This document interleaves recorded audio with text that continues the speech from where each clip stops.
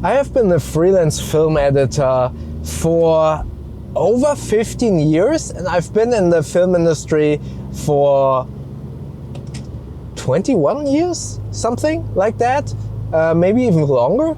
Not 100% sure, but anyways, I've been a freelance film editor for a very long time.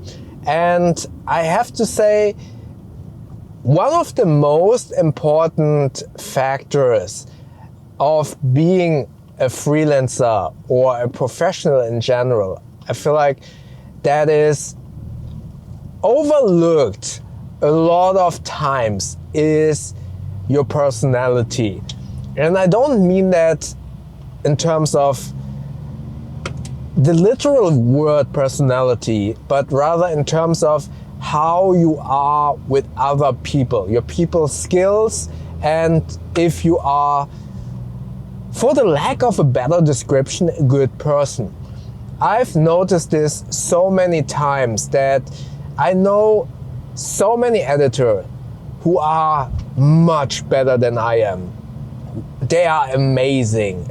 I know so many people who have incredible skills, an incredible portfolio, and are just blowing my mind in what they can achieve.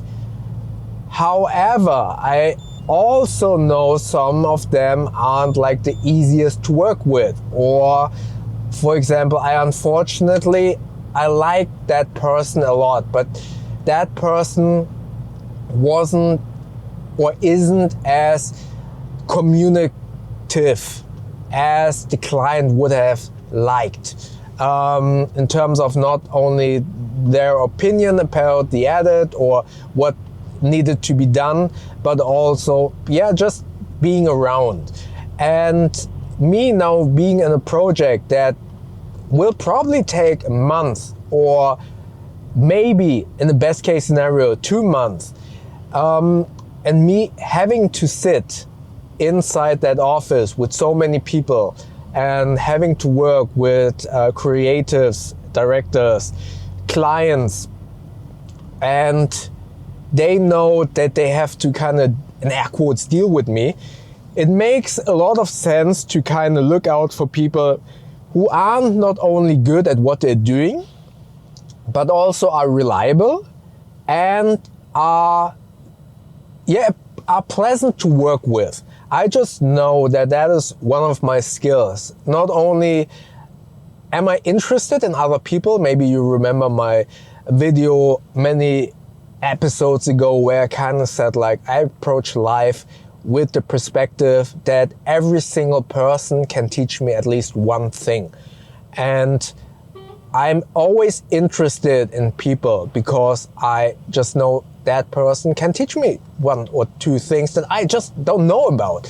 So me kind of approaching people like that and being interested in that, being able to kind of fill out, in air quotes, fill out those gaps in the day where it seems like we have nothing to talk about, but I kind of am able to fill those silent gaps because I'm genuinely interested in people, makes people like me and be kind of like, okay, this day kind of is pleasant. We like working with this guy or with this person.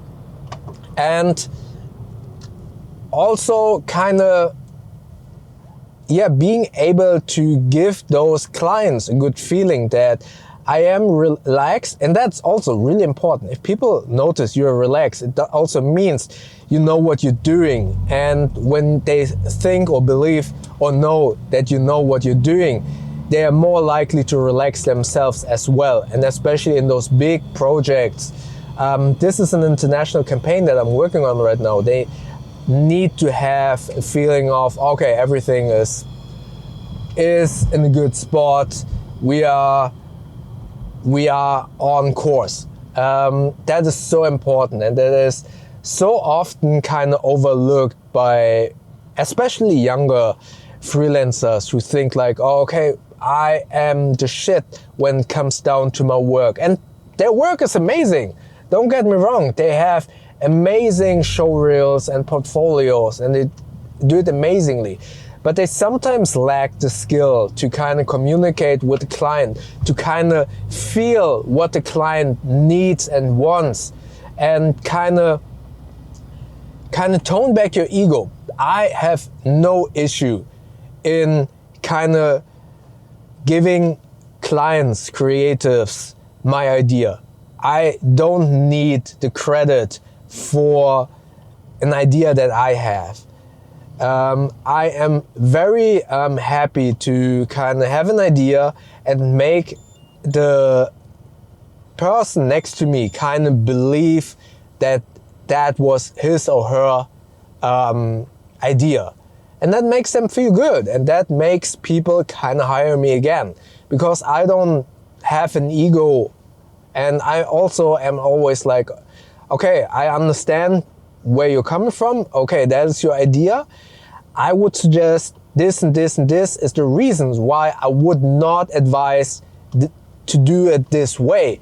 But I understand where you're coming from, and I have no problem in executing it that way, as long as you listen to what my concerns are with that approach. But I'm going to do that. I know, or I have met a lot of people who were like, no, I'm not going to do that. I hate that idea. I'm not going to do that. And then some clients were like, we don't like working with that person. That person has good ideas, but they don't share the vision that we have, or the vision that we need to kind of create. And that is so important for freelancers to kind of realize or find a balance of what is your skill and at what point you kind of need to listen to what the client wants, even though you know that is a terrible idea. Sometimes clients need to make their own mistakes, and sometimes that's also something that I learned from experience, that sometimes you kind of need to read the room and be the fall guy for something, and then say like, oh, okay, maybe I misunderstood you. If that idea that they had and brought to the table, and you know that it's not going to work, and you execute it, and people realize, oh, that was a terrible idea, I don't mind saying like, oh, okay, sorry about that. Maybe I misunderstood what you wanted, and clearly I did not misunderstood. I just executed it. I knew that it's not going to work, but I have no issue in then saying, sorry, I misunderstood. Maybe I did it then the wrong way. Let's do it this way then. And that's nothing that the client probably will consciously realize.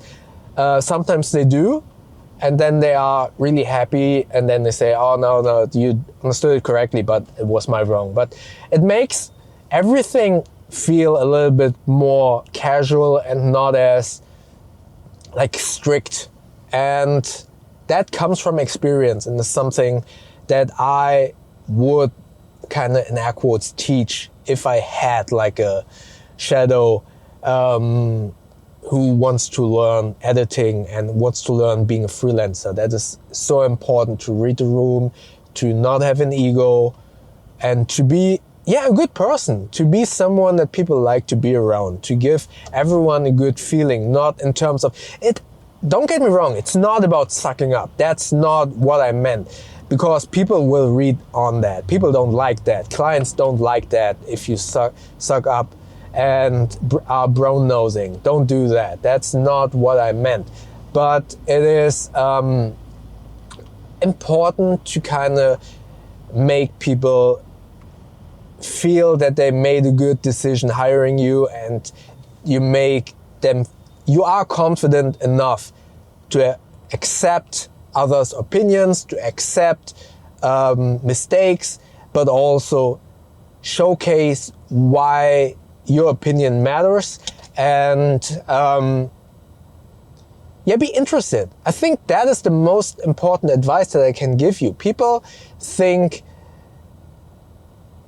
it's all about like giving compliments, and that is brown nosing. I don't do that. But if you show interest at least from my perspective, people feel, in air quotes, flattered, but it doesn't come across as brown-nosing. But again, it has to come from a very genuine place, and that's what I have been saying in my last videos many episodes ago, that my approach to life is just knowing, no matter how old, young, or whatever, what place of society that person is coming from, I just know everyone can teach me at least one thing. And if you kind of incorporate that or ingrain that into your kind of philosophy, life becomes, in my humble opinion, so much more enjoyable.